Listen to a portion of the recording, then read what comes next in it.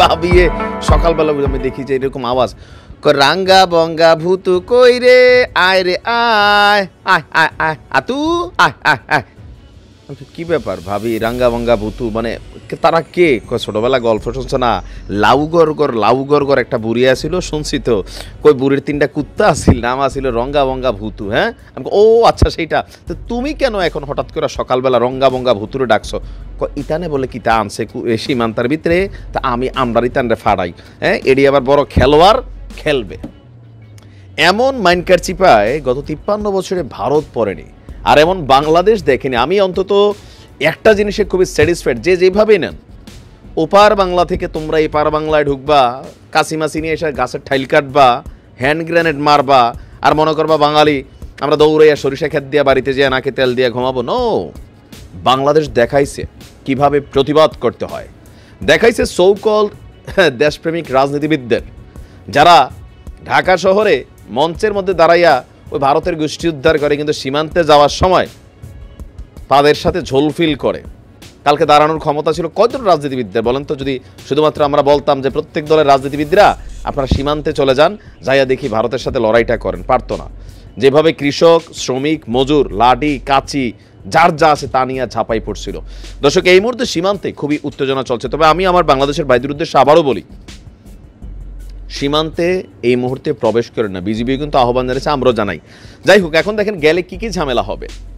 প্রথমত, ওই পার থেকে একটা বুলেট আসতে পারে আপনার উপরে, আর দ্বিতীয়ত নতুন একটা জিনিস নিযুক্ত করেছে ভারত বাংলাদেশ সীমান্তে ভারতের সরকার, মানে বিএসএফ। ভারত বাংলাদেশ সীমান্তের নজরদারির জন্য গতকালকের ঘটনার পর আমরা দেখছি অত্যাধুনিক প্রযুক্তির পাশাপাশি ব্যবহার করা হচ্ছে আপনার আজকে তারা নামাইছে প্রশিক্ষিত কুকুর।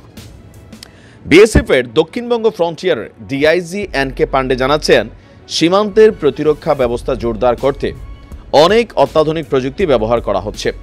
বিশেষ করে যেই এলাকাগুলোতে কাটা তার নেই, সেসব এলাকায় নজরদারি করতে প্রশিক্ষিত কুকুর ব্যবহার করা হবে।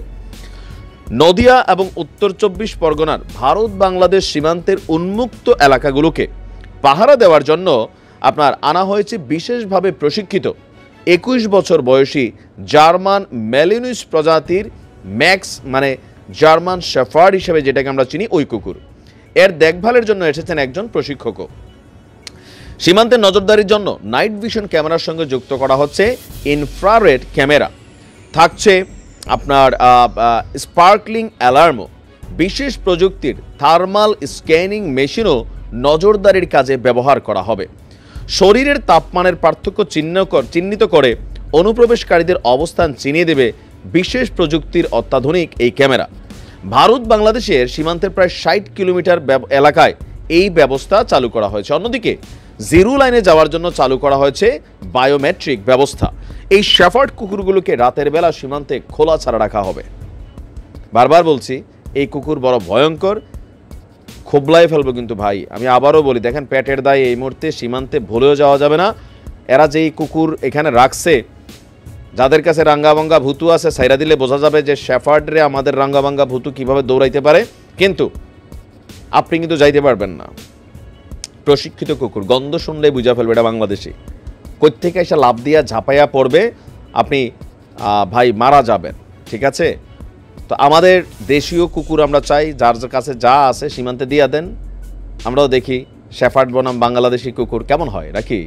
হ্যাঁ, সীমান্তের মানুষও আমরা একটু নিশ্চিন্তে ঘুমাইতে পারবো। তবে আমি মজার ছলে বলি আর যাই বলি, বাংলাদেশের মানুষ যারা এই মুহূর্তে ভারতে অবৈধ অনুপ্রবেশ করছেন, ব্ল্যাক কারবারি, চোরা কারবারি, মইরা যাবেন। উপায় নাই, ভারত বৈধভাবে তাদের সীমান্তে এগুলো করতেছে। আমাদের কাছে কিচ্ছু নাই, এরকম কিছুই নাই। আমাদের কাছে খালি আমাদের বিজেপি বন্দুক হাতে নিয়ে দাঁড়াই থাকা ছাড়া কিছু নাই। আমাদের সরকারের উচিত এগুলোতে ইনভেস্ট করা, এদিকে মনোযোগ দেওয়া।